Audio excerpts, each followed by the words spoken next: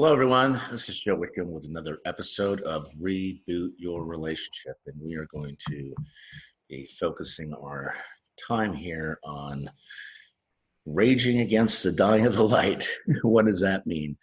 Well, we're going to be focusing on some of the core things that go on within us and between us in relationships. I've been focusing a lot of our time and energy and the content of this to focus on how to really get into the depth of some of these emotions that we experience. And we're going to talk today about Dante's ninth hell, and that is going into our shame story. And if any of you are familiar with Brene Brown's work, which I am, I've done some significant research with her and love her work because I really think she helps us understand and explain what shame is. Shame when we feel badly about ourselves. So going back to our other podcasts on the drama triangles, projections, the reality testing, also working and dealing with trauma-informed stuff with aversive childhood experiences, abuse, post-traumatic stress reordering of the brain, and all the other pertaining things. And this is a tough subject for all of us to hear, and it's hard for us. And here's a Brene Brown quote. You're going to hear me quoting Brene Brown throughout my understanding of shame. So I'm going to bring her up quite a bit this segment because I believe that she taps into the very heart of where most of us get stuck, right? So she says, our stories are not meant for everyone. Hearing them is a privilege, and we should always ask ourselves this before we share. Who has earned the right to hear my story? If we have one or two people in our lives who can sit with us and hold space for our shame stories and love us for our strengths and struggles, we are incredibly lucky. If we have a friend or small group of friends or family who embraces our imperfections, vulnerabilities, and power and fills us with a sense of belonging, we are incredibly lucky. So if we're sharing our shame story with, let's say, the wrong person, they can easily become just one more piece of that flying debris in an already dangerous storm, she says. And I think that's very true, because how many of us have had those deeply intimate moments with a friend or a partner or your wife, and you thought, wow, this is the safest place on earth. And then it becomes arsenal, it becomes part of the later on used as a weapon against you, right? So this is important that we have these healthy spaces where we can really address these things and not re-traumatize and re-victimize one another with these types of things. Because the thing about getting into this, into shame stories, it is this part of us owning our story and loving ourselves and accepting ourselves through that process is truly the bravest thing that we can ever and will ever do. And the thing too about this is we get into all the areas of just our striving, for, just to be seen, to be heard, to be gotten, to be understood, right? That's what we all crave. She says, we're all wired for struggle. We're imperfect, but we're worthy of love and belonging, that acceptance. But she also says shame corrodes the very part of us that believes we are capable of change. So these are some of the presuppositions I'm going to be getting into so we can begin to understand that shame is one of those things that will help make us selectively numb out emotions. Because when we numb these painful emotions, we also numb out the positive emotions. So shame is really all about this sense of hiding. If you have any spiritual or religious background, you can go back to the very beginning story of Adam and Eve, and they ate from the proverbial, forbidden fruit. And what occurred, right? They the Bible and the Torah says they had gone behind the proverbial fig leaf, right, and put on that mask, pretending, hiding from love because they experienced for the first time fear and shame, their nakedness, their vulnerabilities, and they saw this as something, and they were hiding from God. They were hiding from love. They were hiding from the very thing because vulnerability is the birthplace of innovation, creativity, change. It's again the place where we must understand that owning our story, as Brene says, can be hard, but not nearly as difficult as spending our lives running from it. And embracing our vulnerabilities is risky, but not nearly as dangerous, she says, as giving up on love and belonging and joy and the experiences that make us the most vulnerable. Because only when we are brave and courageous enough to explore the darkness will we discover the infinite power of our light. Okay, Brene Brown. So kind of setting the table here to kind of dive into more of this, and you may hear some more quotes as I go through it, but I'm going to talk about shame, and we're going to talk about how that occurs. And if you go back to my last several podcasts on barriers to love, as well as the Darvo, the gaslighting technique of what we're hiding from, and these very sophisticated strategies to hide from some of those feelings. So the Darvo is deny, attack, reverse, become the victim, and now you're the offender in that signature, and that's kind of the gaslighting signature move to hide us from this feeling of shame. And you will hear me talk a lot about this, these two core emotions, these two master emotions, since they are fear and shame a lot, and how they begin to surface within us and between us, the space between, because perfect love drives out fear and shame. And so we're going to get into that sense of acceptance. And there's so we're gonna take a look at all these things, and I want to also kind of lead into this with another quote by Carl Jung.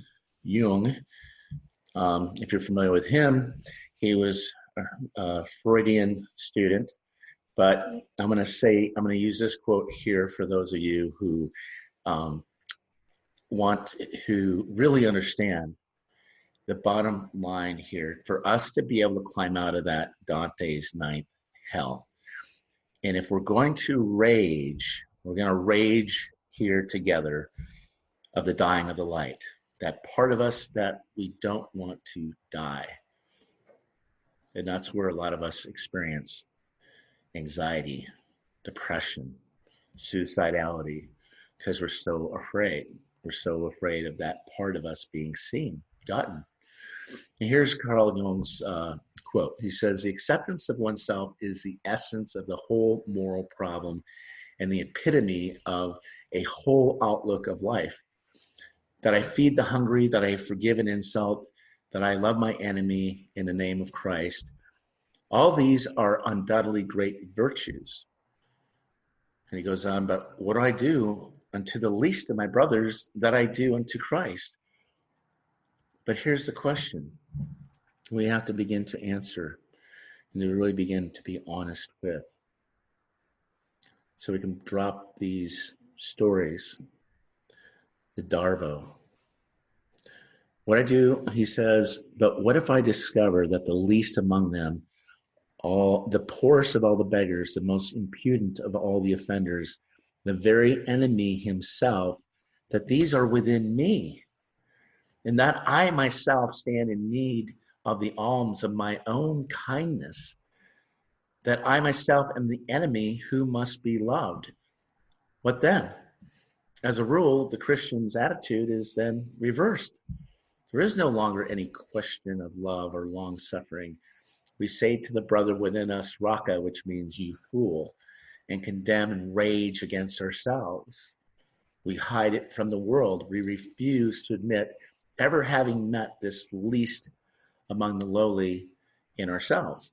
Okay, so let's get into the process and the steps of shame and to take a deeper dive in understanding where we can have more love and logic and explore the logic of passion and emotional competency to be securely functioning adults in all of our relationships. And this is one of the most challenging things for us to come out from behind, to take the mask of the masculine off, to take the mask, the invulnerability, to become more courageous. And the word intimacy, into me you see, okay, is several things. One, intimacy, if you're a couple, if you're in a relationship, is this courage to join in the truth, your truth, bringing those parts out, all those hidden parts into the light, bringing the darkness or shadows, the symmetry, the shadows into the light. You don't bring the light to the shadow, you bring the darkness to the light. The light's there, but this is where we hide. This is where it becomes really challenging. Danger, danger, danger, right? So we're going to talk about this stuff today because I think we live in a culture of amazing fear and shame. And you can see that in a lot of the strategies and in our world today. When they use the, let's say, the Darvo, right? And it's important that we understand that this is a common, very common thing that we all have experienced. Either we've been a partner in that, or we've done this to one another or ourselves. And we're going to get into how this is one of the most abusive things, because when you begin to connect with the real story going on, all of us, we're raging against the dying of the light. Hotchkiss identified what she called the 7 deadly sins of narcissism, which is, again, a root of a lot of when we deal with narcissistic people or people that are more self-centered or and you can go back to one of my other podcasts where I talk about the barriers to love. But here, she talks about these 7. I'm just going to go through them, and then because I want to set the stage here for understanding what is occurring, to demystify all this stuff, because it is actually occurring within and between all of us, and it is going to destroy all of this world. And I'm here to tell you, if we're going to heal the war in the world, we have to heal the war between the sexes. And if we're going to heal the war between the sexes or all people, we have to heal the war within. And that's going to be rooted in the fear and shame, that need-fear dilemma, and the shame that comes up with that. Because we get into these loops, these old attachment loops and unconscious patterns. And some of this is conscious for people, and they do it intentionally, and sometimes this is an unconscious thing. And I had to discover this back in my 20s. When I came out of the military, I had PTSD. I had a lot of aversive childhood experiences, trauma, shame. I would not face the dragon, to name and tame it. So we would use these kinds of strategies. So and you can see this in the politics, and I'm not going to name names, but you see it in politics, you see it in relationships, marriages, you see it in court when you go to any of these things. It's everywhere. It's insidious. And it's something I hope to bring the shadows to the light so we can begin to heal this. So the first one that Hotchkiss talks about is shamelessness. So shame is, that feeling that lurks beneath all unhealthy narcissism, right? And I probably am going to dare to say that we're all kind of on the spectrum, especially when we get triggered because it's always an orientation back to self, but it's the inability to process shame in healthy ways when we get triggered. Also, the magical thinking that narcissists see themselves as perfect using distortions, cognitive distortions, and illusions known as magical thinking. And they also use this projection to dump shame onto others. And you see that in my other episode when we talk about the signature move of gaslighting on the Darvo, how that distortion and projection becomes part of this vicious cycle in these dances. And then you have the arrogance, okay, the grandiosity, and shame's at the bottom of that. And so to not feel or experience the shame story, we hide and we bounce up to the grandiosity. A narcissist who's feeling deflated may reinflate by diminishing, debasing, or degrading somebody else. I don't know if you know anybody like that out there in the political world, or it's pretty evident, right? And then there's envy. A narcissist may secure a sense of superiority in the face of another person's ability by using contempt to minimize the other person. Okay, we do this. This is something that, and then we have that, and then this is stuff that we learned, and some of that could be from our own childhood experiences where we were so invalidated, not seen, not gotten. We went into this or disempowered, or even this poisoned entitlement where you were propped up so much, but you never had to face any consequences or boundaries, or no one said no to you growing up. I'd ask couples, I would ask couples in my therapy, I'll talk to the person that's the perpetrator in a lot of this, with the shame and anger. I said, who stopped you when you got angry? And they'd say, no one, right?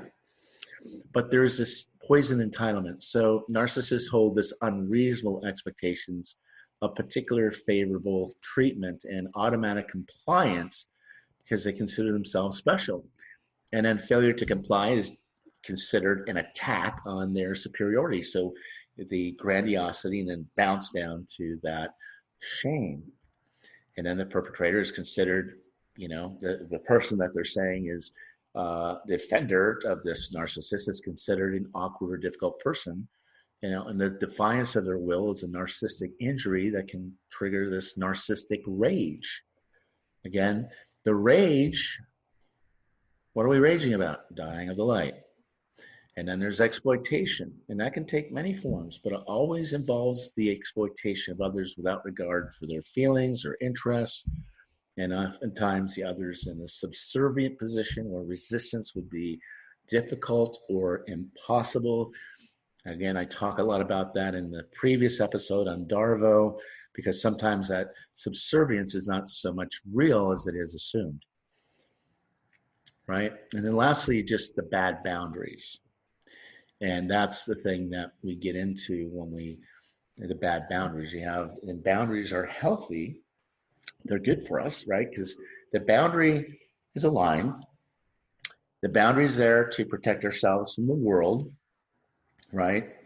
Which is very highly a defense mechanism, sometimes if it's a rule, but it's healthy when it's nuanced and flexible and you understanding and you leaning in. And then you have the other side of the boundary, which is you're protecting the world. You're protecting the world from you, right? Which that's the narcissist, that's the shame, that's the perpetrator, if you get into the drama triangle, you have the rescuer, the victim, the two positions, the rescuer, the perpetrator, and the one down position of the victim that are below the line. And they're not above the line in presence in that line, above the line. So they jump, instead of being in that sort of empowering triangle where you're coaching and challenging and co-creating, you're down below the line in these bad boundaries. So what we do here now, again, with the shame story, these narcissists do not recognize that they have boundaries and that others are separate and are not extensions of themselves. It's like you're looking in the mirror, right? If you look in the mirror here, and if you don't look like me, talk like me, do like me, be like me, do what I say, that parental dynamic of one up, one down, the parent, child, teacher, student, sinner, saint, then they're going to, so they're, if you don't mirror them, you got a problem, right? Because they don't want to have to face that. So this, so because here's the other thing is that others either exist to meet their needs or may as well not exist at all. So they will annihilate you. And those who provide this narcissistic supply to the narcissist are treated as if they are part of the narcissist and are expected to live up to these unrealistic demands and expectations. In the mind of a narcissist, there is no boundary between the self and the other. All right, so we covered some of that. Now that's just some of the research and some of the stuff out there if you're not familiar with the research. So now I'm going to talk about what's happening emotionally, what's going on when we are raging against the dying of the light, and how this occurs and becomes part of our stance in the dance, this ugly shame dance. And then you get in that, and then you're in a relationship and you're trying harder and it doesn't work. Give up, try harder, give up, try harder, give up, try harder, give up, try harder. It's just this, well, that's exhausting. And then we start to feel badly about ourselves, right? Because we never get it right. Never get it right. It's not okay. So, we have to be perfect, and we're walking on eggshells, right? Walking on eggshells. Okay. So we feel shame when we think of poorly of ourselves, and it's in our sense of our own incompetence in a lot of ways. And, I'll tell you a secret. One of the things that to avoid feeling my own shame and incompetence, you know what I did? I went out and got like 5 degrees, right?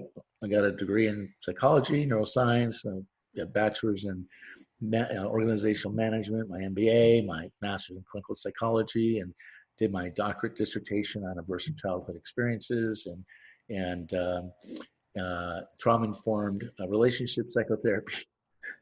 Why was that so necessary? What was I trying to cover up? My shame, my incompetence or powerlessness or helplessness, because I grew up where I didn't have a voice, and I wanted to be the most competent person in the room to protect myself from feeling shame. All right, there's a lot here. Okay, I'm going to be using Brene Brown. I'm going to be very authentic with everybody today, because I want to give everyone else permission to do the same. Right. Because when we are open and honest and transparent, now I'm hoping everyone here is not going to call me up and tell me I'm being, too whatever. But hey, you can't take anybody any further than you've taken yourself. So this is part of the hero's journey.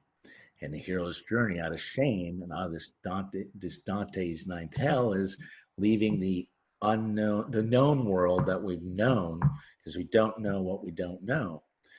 And there's this call right now for you to be on this adventure, your own path, your own practice of recovery from shame or abandonment or abuse or trauma, to get on that path and practice and to get on the journey. And you're going to need a guide and a mentor to come alongside you. And it doesn't matter if it's me or someone else, but they got to get this same story that we all are experiencing or have experienced, and continue to work through that. And then as you go through that, you're going to have your temptations and you're going to have your challenges. So you need a tribe, you need a community, you need people around you to love you and hold you through that. And then you get into the crucible, right? The Dante's ninth hell, the abyss, the dark night of the soul. That dark part, because that's where shame lives. It's like a sticky tar deep down in there, just deep down. And I had to work my way out, climbing that up by myself with nobody, But I've been a rescuer my whole life. I've been doing this since I was 5 years old. And so this is a shame story. I'll tell my own. This is me also being authentically connecting here with you guys and sharing some of the challenges that I've also had to go through to master, because all emotions, like anything, Emotions are a wonderful servant, but a terrible master.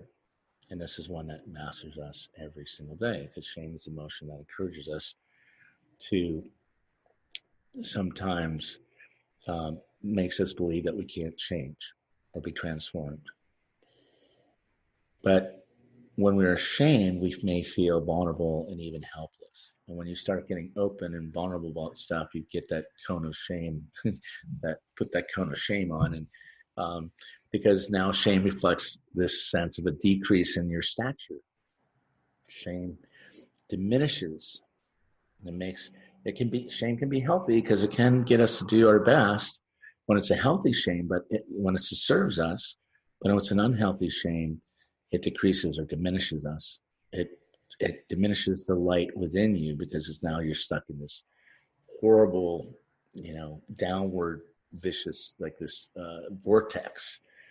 Well, the other side of this is pride, is emotion reflecting an increase in your stature, the healthy pride, right? Taking pride in your own work, taking pride in without the comparisons.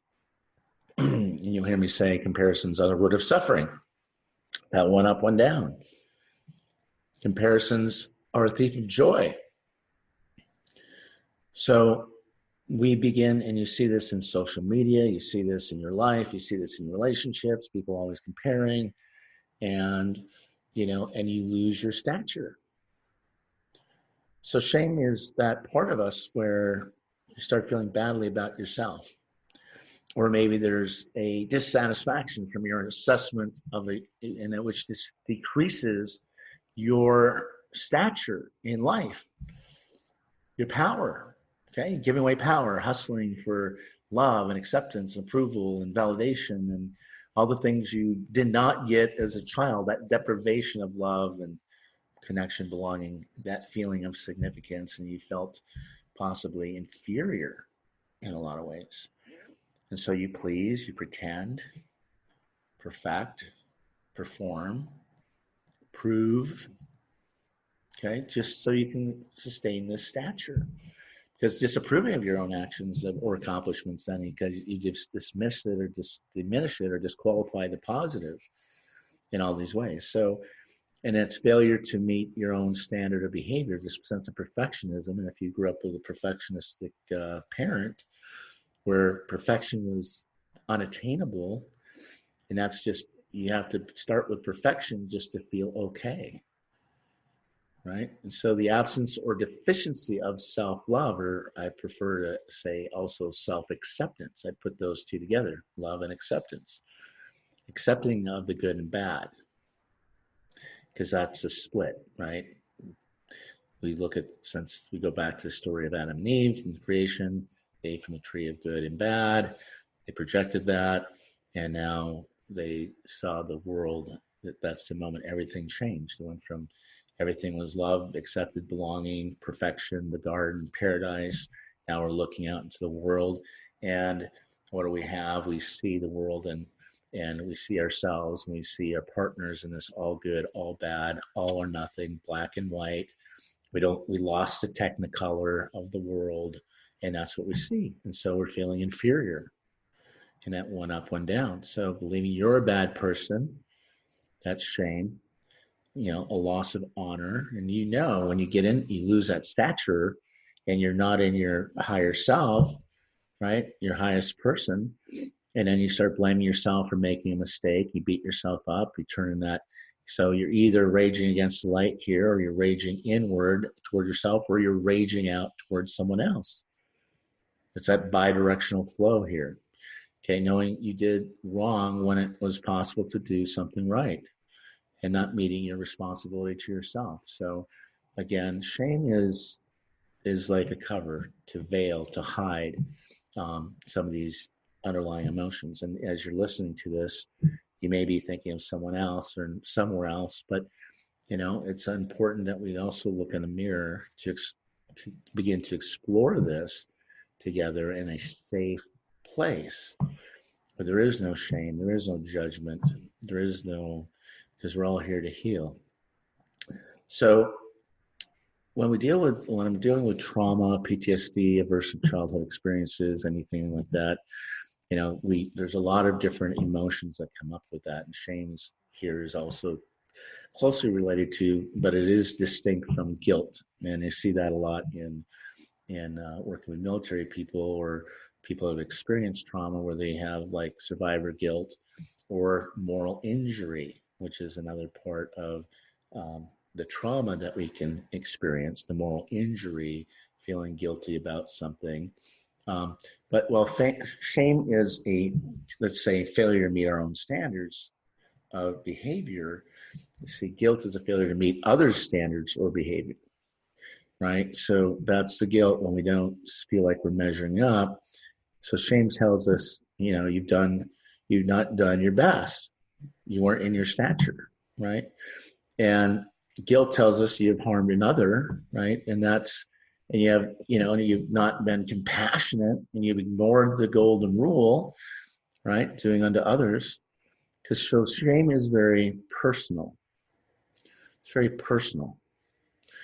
And betrayal betrayal trauma is one of those things that goes really deep, because, if you think about betrayal, if someone betrays you, right, well, you can set some healthy boundaries because it's outside of you, okay? But if we're experiencing more and more self-betrayal, and we find out that the enemy's within, danger. That's painful. That's painful. So shame's personal, or guilt is public. Shame is, I'm bad. Well, guilt is, I did something bad. Shame reflects on the human being, and guilt begins to reflect on the human doing. The human being versus doing. Being versus doing. And so shame results in this internal sanctions. I feel badly. Well, again, guilt results in the external sanctions, that I will be punished. And a lot of times when people have experienced a lot of punishment, they will, again, turn that rage in a form of punishment to somehow punish you. And that's important to understand, that there's a sense of annihilation. You get that, I'm being annihilated here, right? So all that's happening and becomes part of the toxic shame. This is the toxic shame that we talk about. When there is honor, is the absence of shame. Because we want to get to honor. But when you have shame and you're putting that on other people, you're feeling a lot of this intensity.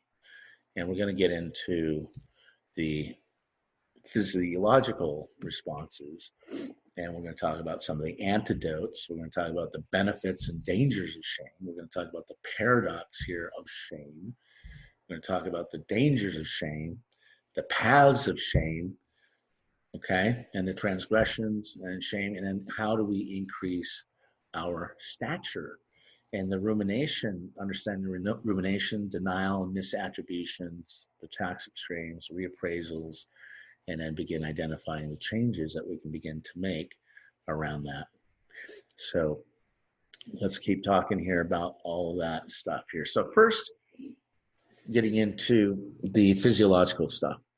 The proverbial red face is an unmistakable physiological response to shame. You can see someone get embarrassed. People who feel ashamed want to withdraw or hide. They often look down or look away. They go the other direction. Or they feel this sense of, deep, but here's where they get into denial of their own experience. And that's painful for a lot of us. So what are some of the antidotes here to shame, right? What are the antidotes? So one, as I talked about in a lot of my podcasts, and what we just talked about, some of Brene Brown's quotes are, don't blame yourself disproportionately, okay? Understand that all the factors, responsible for contributing to the loss that you're experiencing. And then fully appreciate the full scope of your worth and your achievements. And That's why the antidote to this is gratitude, right? Gratitude for yourself, gratitude for others, acceptance of self, acceptance of others, acceptance of other things. Now, I'm not talking about abuse. I'm not talking about bad behaviors. I'm not talking about those types of things. Those you have to have boundaries for, and a lot of us don't know how to do the healthy boundary setting, right? And that's challenging for all of us, because when you set a boundary with someone or you say no, see, we're a lot of us are really, really good at creating boundaries, right? Say no, and creating this being super immovable about stuff. But we're really bad at accepting other people's no's and boundaries, right? Because then there's a threat. There's something that feels like a rejection or abandonment or withdrawal of love, when boundaries aren't there to punish. Boundaries are there to create an environment that is safe and secure. It's not there to punish. It is an alert. It is sounding the alarm that say something is going on here and we need to reset and get back to the good. So because this is where some of the antidotes to self-soothing, self-regulating your nervous system can also be helpful to distract yourself and to go quiet, repraise, reprogram, or go in and do some cognitive behavioral stuff on disputing your, pessimistic self-talk, or go through the 15 cognitive distortions and kind of see how you might be projecting some of this stuff on yourself or others, and talk about the source of that shame out loud. Get it out from the, bring it up from the Dante's ninth hell and bring it to the surface, and find safe people. And if you don't have a safe person to talk to about this, because every time you bring it up, they put you down. So you got to find that safe place, your tribe. So this is where bringing love and logic to refute any unfair or disproportionate self-blaming, because becoming reassured that your true friends, can continue to accept you as you are. That's hard, and if you're confident you've done your best, there's no reason to feel shame. Learn to trust and believe your own goodness. Learn to trust in your own goodness. I have been doing this work for a long time. I always make a distinction between showers and growers. Showers are people that just kind of show, and you don't really feel that authentic connection, that there's no one there. Go back to Barriers to Love in one of my podcasts. And then you have growers who are messy. They're owning their stuff. They're taking personal responsibility. They're taking, 100% responsibility for their 50% of the unique challenges that are surfacing. And they look messy. They don't have that straight line upward. They kind of look like this. They're all over the place. And because they're learning and growing, they're not doing and undoing and redoing and relearning. And, so when you're in a relationship with a grower, you're going to have someone that can be very other aware and self-aware, because they're always working on, managing those different parts, right? So here are the benefits and some of the dangers of shame. Okay. The benefits are that shame, again, I said, is a great servant and a terrible master. So the benefit is a servant. How does that serve you? Because it's inevitable. It's a result of, let's say, like self-awareness or introspection or self-appraisal. It makes us aware of our limitations, our lack, right? And it helps us to really connect to the deeper part of us, because shame is an intrinsic punishment for bad behavior. It's kind of like, it's like an alarm that goes off, right? So that alarm's good, right? So, but if that alarm isn't on or off when it should be, right? So let's say someone's breaking your car, okay? And the alarm's not going off. Danger, danger, danger, right? And it should be going off. And it's not communicating to you that, hey, pay attention. What's going on inside? What's going on out there? Okay. Or it's set too low, right? And that's where you get into the Darvo stuff, where it's set too low and just the wind goes by and you take an offense to everything, and then you flip it over and you make the other person the problem for pointing out the problem. And then that's set too low. And that's the potential for, getting stuck in these vicious cycles. Because, and it's there to provide, shame can be there to provide an incentive as a negative sanction to work through, to increase your stature, to increase your sense of self, right? But toxic shame is going to create a totally different experience for you, because the healthy shame, that is there to serve you, is to help you realize your potential and to spur you on to our greatest human achievements. It can be a healthy thing, but when it becomes a toxic shame, it gets it this, okay, because it's set too low, we may fear criticism or rejection or abandonment as a result of our shameful behavior. And that spurs us on to, when it's healthy, it can spur us on to constructive action, right? And then it can also get us to, then it's helpful. It's helpful help. It's there to serve you, right? If it becomes overwhelming, prevents us from talking about our feelings and taking action, then that self-talk is the most dangerous thing that we can do. And then because then talking becomes very dangerous. It can be the most dangerous thing we can be doing is talking, when we should be, sharing from that vulnerable place, because shame lurks in the gap between, and you hear me in the other podcasts, between the ideal and the real, which is what is and what ought to be, right? What is the real. It's where you are now and where you want to be. That's your future version of yourself. That's the future vision that you have. And if we're only focusing on one, the future version, and ignoring the what is or the ought to be, then you get into this thing. And so what I help you work through is that how do we hold on to these two polarizing poles, these binary positions, to do both, right? To be able to look at what is and to move through that gap of shame into what ought to be. So you have to hold on to both. So by alerting us to times when we fail, to do our best, it can help us improve, right?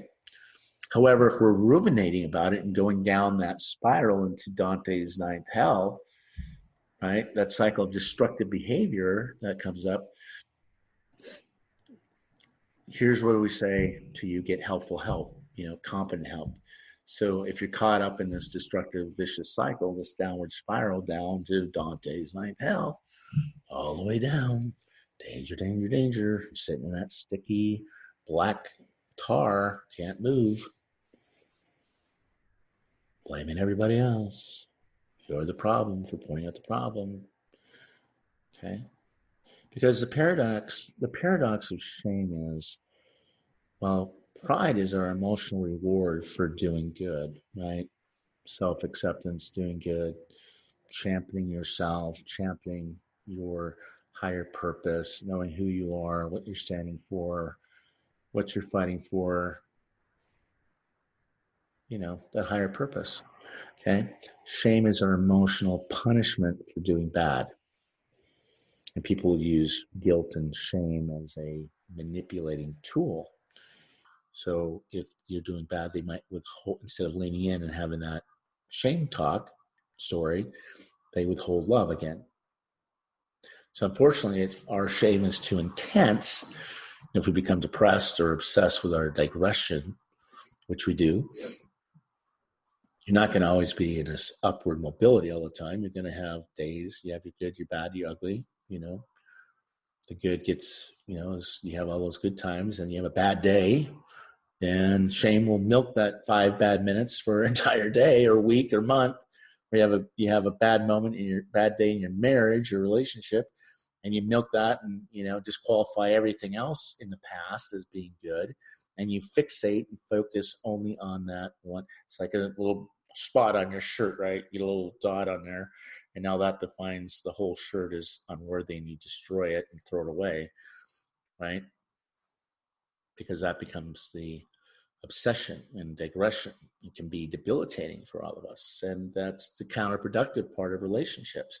So instead of being able to, in that moment, when you're in that shame story or in that space, instead of being able to work towards the resolution, restoration, repair, and reconciliation, you begin to work against the resolution repair. There is no path back to good, and it stays ugly, because that's where you kind of go with that when you're dealing with shame. Okay, so we got to consider shame as a slap on the wrist here, instead of, and so examine what went wrong and take some constructive steps to improve and move forward, right? So we're all gonna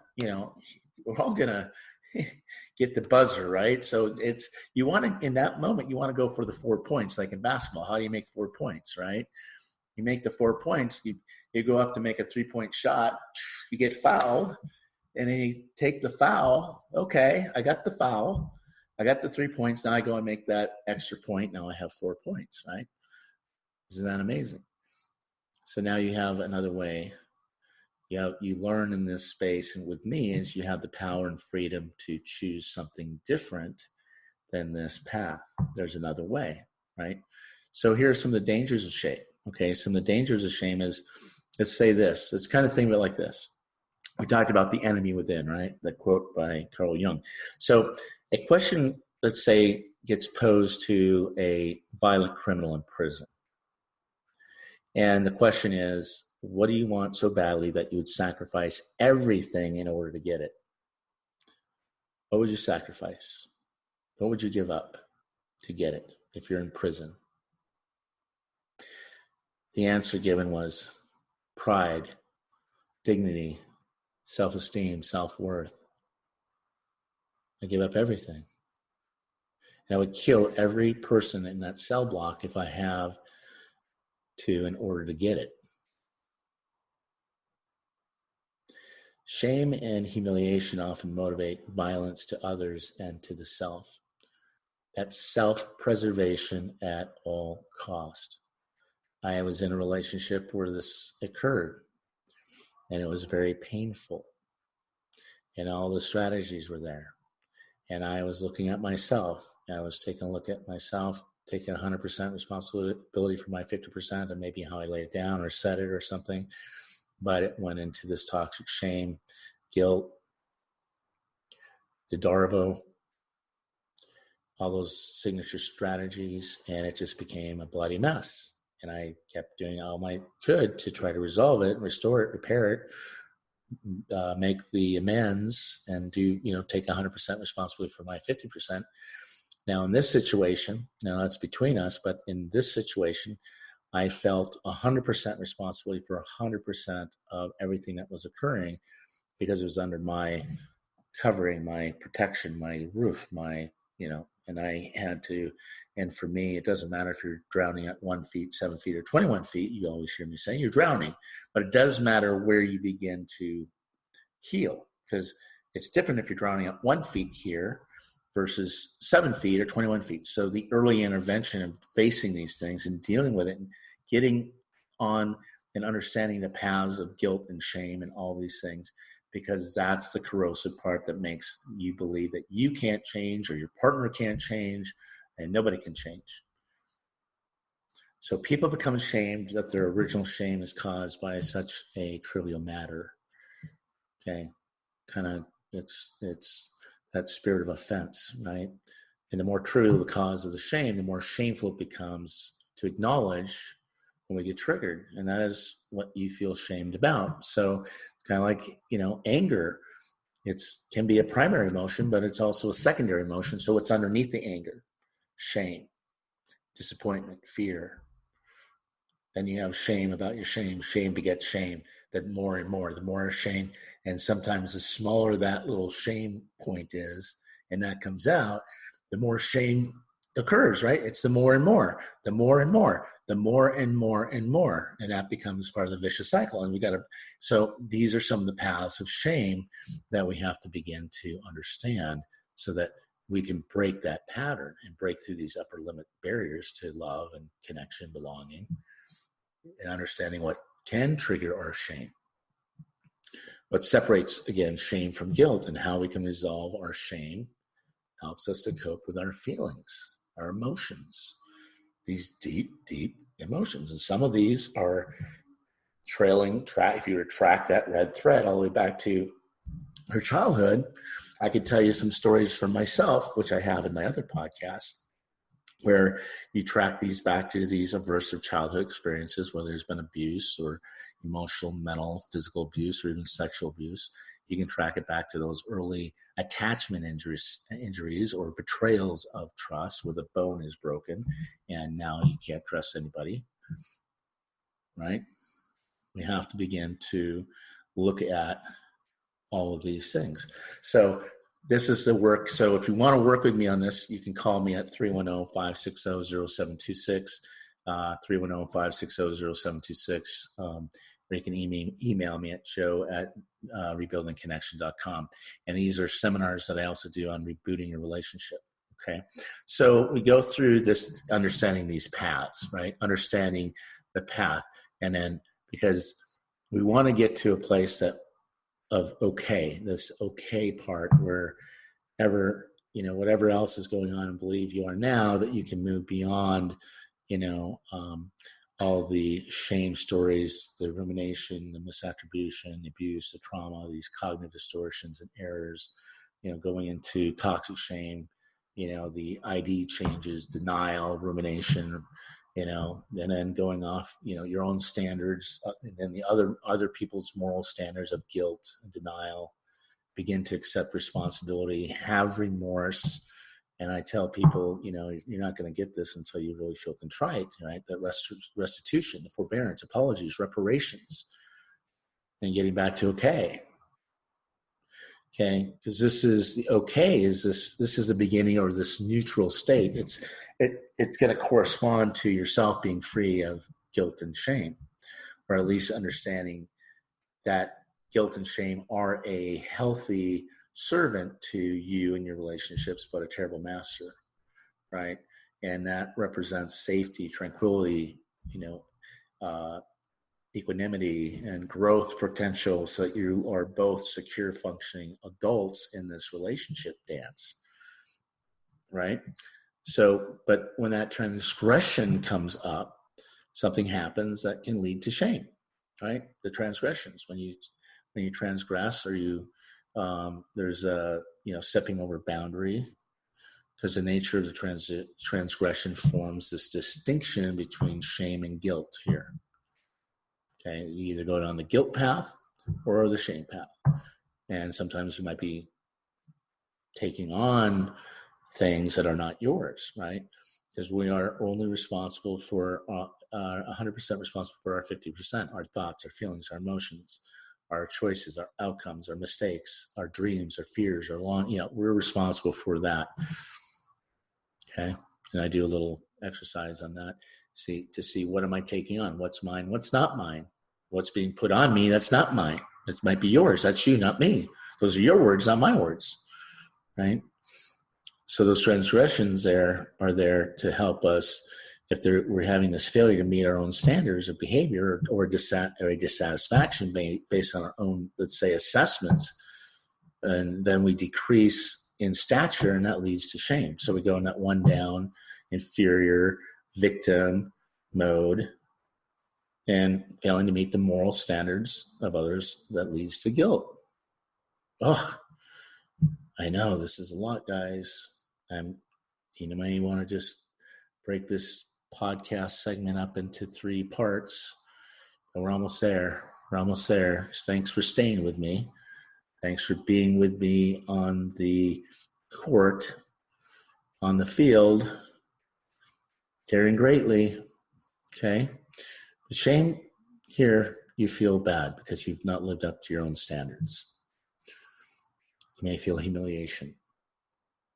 So we want to examine both of our maybe unrealistic demands, standards. And I always say expectations here without consent or agreement creates this resentment. It's important to look at those expectations and what you're agreeing to. Decide what you want to change in the future, your future version of you, the future vision of yourself, while looking at those 2 parts, right? Looking at those 2 parts, what is and what ought to be, right? And you got to remember too, as children, we learn how to live, and we live how we learn. And so some of this may have shown up in your child as a child, And it's important to kind of look at that. I don't dwell there a lot, but I bring it in and help you understand how these significant patterns began to get shaped, right? So we look at that. So don't blame yourself disproportionately, right? This is super important because examining the responsibility you have assigned to yourself, right? Again, what's mine, what's not mine. And a lot of us are looking at things and taking on 100% responsibility for 100% of everything. And that's the codependent rescuer, the altruist who's taking on all of that. And that might have stemmed from being a parentified child where you were put in charge of being responsible for everybody's task and emotions and feelings, and you're feeling resentment, but it's that's the role you've taken on, right? Being the rescuer. So examine this responsibility and begin to see how that represents danger you can face and cautions about the choices you can begin to make. You have the power and freedom here to choose something different than this path. It's not always easy, but here you can get on this path and practice and earn, with hard-won confidence through practice of this, gain that confidence because it will help you increase your stature by going through this. Since shame represents a decrease or diminishing of self, right? Diminishing, shrinking back, playing small, giving away power, the hustle. Okay, that's a decrease. And the only constructive path is to increase your stature, your character, your being.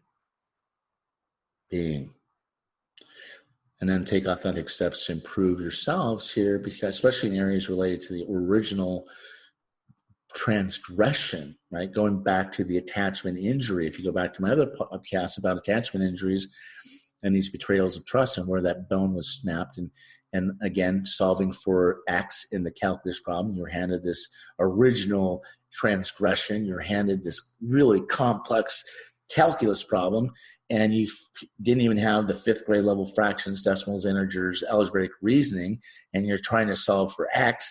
And that's the original thing. And because now you feel shame and guilt and you feel bad about yourself because you can't solve for this calculus problem, but you solve it somehow to survive by withdrawing, getting angry, feeling shame, hiding, becoming passive aggressive, or turning to false solutions for a real need for connection and love, belonging, feeling significant. You do all these signature moves that you learned, but they don't work. They don't work here. They don't work in your relationships, okay? Because that's the adaptive child. That's the hurt kid. That's learned to go black and white, all or nothing, all good, all bad, rigid, tight, inflexible, unyielding, relentless, hiding, tight in the body, becoming more of that securely functioning adult that's more nuanced and flexible and humble and, understanding, compassionate, graceful, courageously joining in the truth and being vulnerable, those types of things that can really change your life. Because that's if you don't deal with the original break and snap in that moment where there was a violation of human connection from someone that you were turning to for love and comfort and support, and now you don't trust it. You don't trust anyone. And that's the barrier, right? So that moment, that transgression changed everything. And I have stories for you about when I go back to mine. I'll tell you in another podcast how that occurred for me and what I had to do to heal that part of that wounded kid, and now the shame person that's sitting in shame and guilt is kind of looking to everybody to be the caretaker for the wounded child rather than getting back to the playmate of the healthy child. We all want to be playmates. Okay. So these are the same steps that can lead to feeling. So when you get into this path with me and lead to these feelings of pride and concentrate on what you can change, right? What you do have the power and freedom to change now, and let go of what you cannot change. And then alternately, the reappraisal of the situation can lead you to a new appreciation of the actual stature that you have and what you're standing for, fighting for, championing your higher purpose, right? because that increases your self-esteem, your self-worth, your self-assurance, your selfhood, that confidence, and what you believe about your stature, right, could also erase the shame. But again, going back to that quote by Brene Brown, that shame corrodes the belief that we can change. So if you do your best, there's no reason to feel shame. Because when we get into that rumination, or kind of that distorted way of thinking about that, and just dwelling on the transgressions and blaming yourself, focusing on all your errors and replaying your mistakes and beating yourself up and seeing, there's no love for the enemy, or there's no compassion for the beggar inside. There's, it becomes this overwhelming burden in your heart and mind. And you ruminate these mistakes over and over again in your mind. And that can be carried way too far. Grr. Now, if you're stuck in this kind of trauma loop or this shame loop for very long, it's this vicious cycle, because you can get in these trauma bonds, trauma loops, just these stories. I call it the hell loop. This is your hell loop, your Dante's ninth hell loop. Keep looping down there. It can be harmful. So I always, in all my podcasts, I always hear make that distinction between hurt and harm, pain and suffering. Yeah, it hurts to feel these things. It feels painful. You break a leg, yeah, that's where you're broken. That's where the transgression is. You go to the hospital, you fix it, you're feeling hurt and pain. It's more pain when you go fix the bone. Sure. But hurt goes to harm and pain goes to suffering when you don't go to the hospital and it gets fixed in a certain way, this fixed way it be. It becomes part of the challenge to go back to learn how to solve the calculus problems, because we're still trying to solve for X with the same thing. And we need to get professional help to overcome these unjustified and destructive, shameful feelings, the toxic shame. Okay, so it can really begin to concentrate what you can change and work to let go of what you cannot change.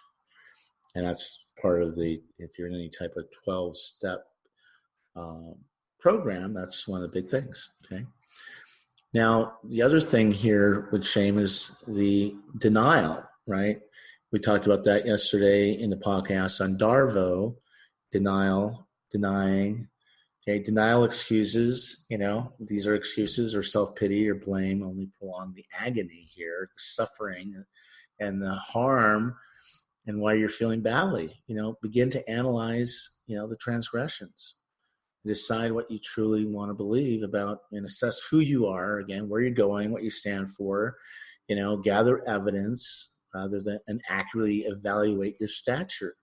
But sometimes it's hard to see the picture when you're in the frame, so you need to come to me or come to someone. Call me at 310-560-0726 to develop these, to improve and identify areas for improvement, right? Instead of going all bad, and get on with the increasing your character, your stature, because if that shame persists or if it's denied, because what gets resisted persists, it's probably because you're persisting in denial. They're not taking effective action in increasing your stature. And that denial is also part of another emotion called grief. We're in grieving the loss of the ideal of our stature, right? And grief is a very part of that too, because part of that is grieving of what is and what we ought to be. That light. So raging against the dying of the light is this idea that now we're grieving, and so you go denial, depression, anger, bargaining.